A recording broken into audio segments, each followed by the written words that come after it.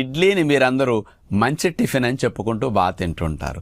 నేను మాత్రం ఇడ్లీలు మానేయండి, వండుకోవద్దని చెప్తుంటాను. ఎందుకు అంటే ఇడ్లీలో ఉండే మినపపప్పు పాళ్ళు ఒక వంతైతే ఉప్పుడు రవ్వ అంటే తెల్లటి బియ్యాన్ని తడిపెట్టి ఎండబెట్టి చేసిన ఉప్పుడు రవ్వ 2 కప్పులు ఉంటుంది, అంటే 2 ఉంటుంది. అంటే మేజర్ షేర్ ఉప్పుడు రవ్వ అంటే తెల్లటి బియ్యపు రవ్వని మనం తింటున్నాము అంటే రక్తంలో షుగర్, చక్కెర స్థాయిలు పెరగటం, బరువు పెరగటం, కొలెస్ట్రాల్ పెరగటం ఇవన్నీ ఇడ్లీల వల్ల ఎక్కువ జరుగుతూ ఉంటాయి. కాబట్టి ఇడ్లీలు పిల్లల గానించి పెద్దల వరకు ఎవరూ తినకుండా మానేయటం చాలా మంచిది.